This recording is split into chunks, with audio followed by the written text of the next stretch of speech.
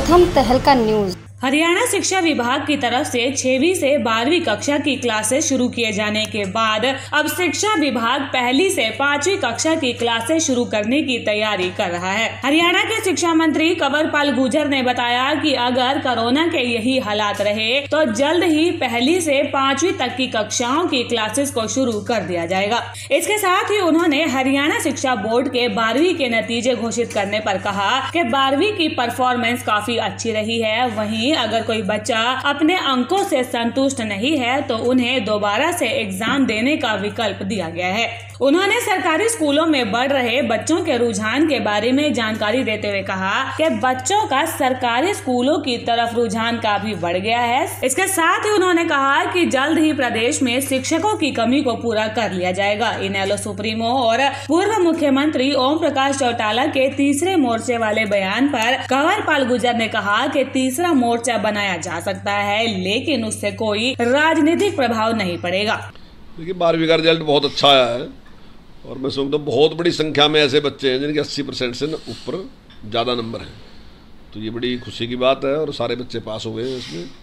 और जहाँ तक स्कूल खोलने की बात है, स्कूल बहुत अच्छे तरीके से चल रहे हैं और छात्रों की जो संख्या है वो पहले दिन से अच्छी है और आहिस्ता आहिस्ता बढ़ रही है। जहाँ तक 1ली से 5वीं तक स्कूल खोलने की बात है, अगर स्थिति इसी प्रकार से सामान्य रही तो निश्चित तौर से अगस्त मास में हम स्कूल खोल देंगे। लेकिन सर बच्चों पर सबसे बड़ा खतरा बताया जा रहा है तीसरी वेव में, 1ली से 5वीं तक के अगर बच्चे। हाँ देखिए, वो एक कल्पना है कि थर्ड वेव आएगी, ऐसी कल्पना जो विशेषज्ञ हैं उनकी है।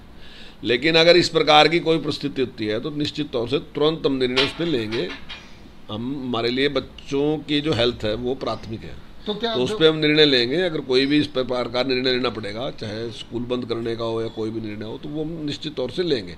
लेकिन केवल और केवल एक कल्पना के आधार पर हम स्कूल बंद नहीं रख सकते कि थर्ड वेव आएगी, और हमारी तो प्रार्थना भी यही है कि थर्ड वेव नहीं आए। अच्छा, क्या जो 1ली से 5वीं तक के बच्चों को जो टीचर पढ़ाएंगे क्या वो फुल वैक्सीनेटेड होंगे या कुछ प्रिकॉशन पहले लिए जाएंगे? नहीं देखिए, ऐसा कोई हमने नियम तो नहीं बनाया कि वो फुल वैक्सीनेटेड होंगे, तो लेकिन मैं समझता हूँ 60% से ज़्यादा जो टीचर हैं जो वो वैक्सीनेटेड हो चुके हैं। और मैं समझता हूँ कि आने वाले कुछ ही दिनों में सारे टीचरों को इंजेक्शन लग सकेंगे। देखिए, जहाँ शिक्षक की कमी की बात है तो हमारा पूरा प्रयास है, अगर सारी स्थिति सामान्य रहती है तो निश्चित तौर से हम जो टीचरों की कमी है उसको पूरी करने का प्रयास करेंगे। और एक इंट्राडे तबादले, ये तबादले जो हैं कोर्ट में इनके ऊपर रोक लगी हुई है। हमारा तो पहले ही इसका मन है करने का, तो लेकिन कोर्ट में रोक लगी, मुझे उम्मीद है कि जल्दी वो रोक हटा दी जाएगी। जैसे ही रोक हटेगी तो हम तबादले कर देंगे। सर इनेलो सुप्रीमो ओम प्रकाश चौटाला ने 2 बड़े आरोप लगाए। एक कहा कि सरकार बड़े बड़े दावे करती है हरियाणा की, लेकिन मंडियों में किसानों की फसल जो है पड़ी रहती है, उसको कोई खरीदार नहीं मिलता और जो बिक जाती है उसका पैसा नहीं मिलता। देखिए, हमने घोषणा की थी कि अगर 3 दिन के बाद किसी को भी पेमेंट में देरी होगी तो हम उस पर ब्याज देंगे, और हम अगर कहीं भी इस प्रकार की देरी हुई तो हमने उसमें ब्याज देने का काम किया। हमने इंटरेस्ट दिया और मैं दावे के साथ कह सकता हूँ आज तक कोई सरकार ऐसी नहीं जिसने इस प्रकार का इंटरेस्ट दिया। लेकिन हमने 3 दिन में पेमेंट की, 3 दिन में पेमेंट भी आज तक किस सरकार ने आज तक की नहीं होगी। हमने 3 दिन में किसान की पेमेंट की। और जहाँ तक खरीद की बात है, मैं दावे के साथ की, तो रिकॉर्ड की बातें हैं, आप कहीं से भी जाके RTI के माध्यम से ले लो। इनके टाइम में कितनी गेहूँ खरीदी, इनके टाइम में कितना धान खरीदा, हमारे टाइम में कितनी गेहूँ और कितना धान खरीदा। और इसके अलावा जो 9 फसलें हमने सारी खरीदी, 7 फसलें और हमने खरीदी, तो ये इनके टाइम में देख लो इन्हें क्या खरीदा और हमने क्या खरीदा।